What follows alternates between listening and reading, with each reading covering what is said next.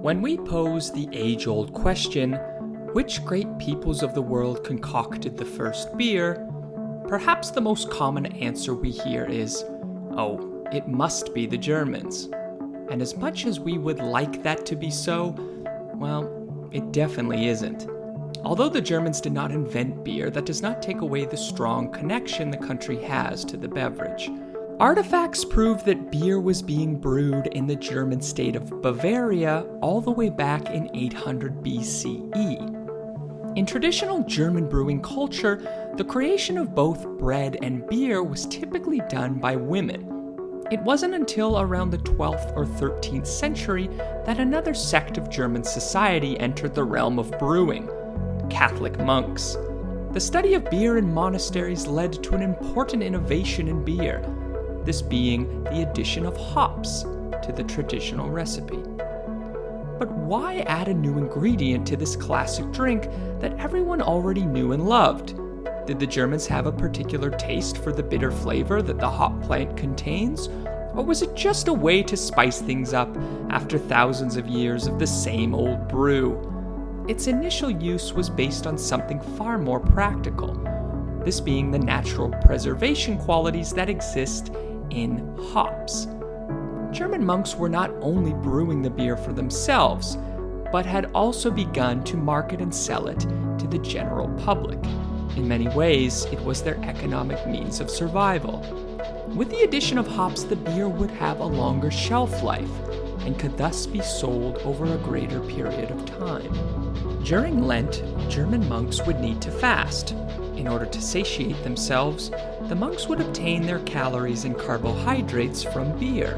This led to the popular nickname given to beer at the time, Flüssiges Brot, or liquid bread.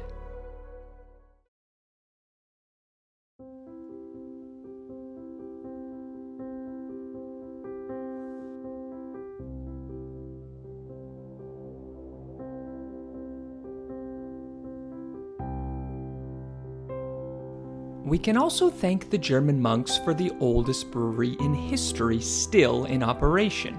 The monks at Weihenstephan Monastery in Bavaria opened their brewery in the year 1040. The brewery has secularized since its inception and still produces an array of German-style beer to this day. German beer culture is synonymous with its sense of purity.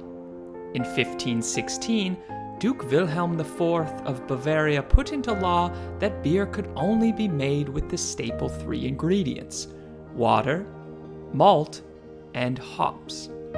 This purity law, known in Germany as the Reinheitsgebot, is still in existence to this day and serves as the longest-lasting piece of food regulation in the world.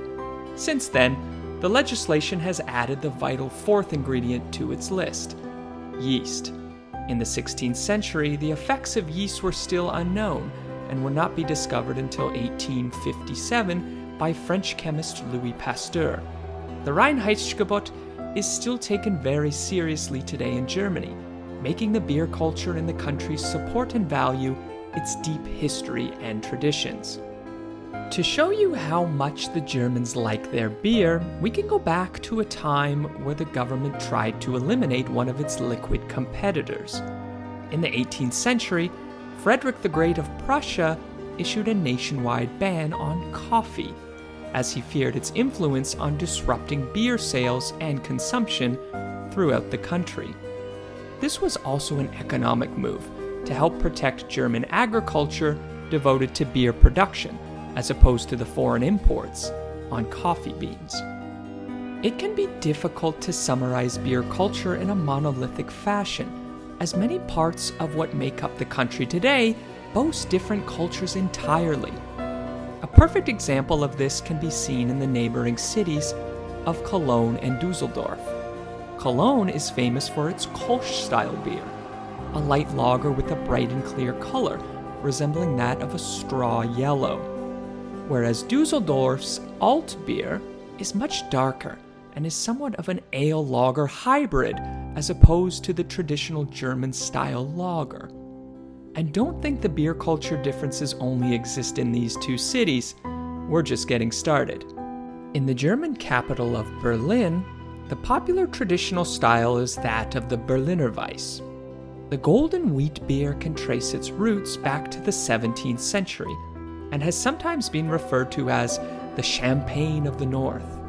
To analyze the history of brewing styles in Bavaria, perhaps the true beer mecca of Germany, one could write books upon books of its history and diversity. Some interesting styles to note include the Bamberg Rau beer, a lager brewed with smoked malt, rich and full of smoky flavors. Schwarzbier is a dark lager with hints of chocolate or coffee flavors. And Dunkelweizen, a dark wheat beer with a hybrid between two other classic styles, the Dunkel and the Hefeweizen. With all this complexity and mixing and matching, it can be difficult to keep up with the intricate differences that exist throughout modern-day Germany. And when speaking of the German state of Bavaria, we would be remiss not to mention a little-known fall celebration held in Munich every year. Yes, that's right, Oktoberfest. This folk festival, which typically lasts in between 16 and 18 days in September and October, brings millions of visitors from around the world, interested in delving deep into Bavarian culture. Perhaps the most intriguing draw is that of the large quantities of beer served. There are two criteria for the beer served at Oktoberfest. The first relates to our favorite purity law, the Reinheitsgebot. All beer served during the Oktoberfest celebration must conform to the law. And the second criteria is that all Oktoberfest beer must be brewed within the city limits of Munich. So what about the current state of beer in Germany? How is a country with such deep customs and traditions connected to beer adapting to the craft beer boom that seems to be taking over the world? With all the experimentation going on in the craft beer world, would it be even possible to transplant this contemporary culture into a country that has actual legislation preventing any form of tampering from the original beer recipe? Well, surprise, surprise, the global craft beer craze was indeed able to penetrate Germany, and experimentation is able to take place. This is done, however, under one caveat. If German craft brewers create something that goes against the Reinheitsgebot, it cannot be marked or sold as beer, and instead will typically be branded as a mixed beer drink. Whether you see yourself as a beer traditionalist or rather an avant-garde explorer and experimenter, there's perhaps no better place to visit than the vast beer network in Germany. The Germans' love for beer has certainly stood the test of time and has retained itself in the fabric of the nation's culture. Be sure to subscribe and check out our next episode, where we showcase another one of Europe's beer titans, Belgium. Thanks very much for watching, and remember, craft beer is here.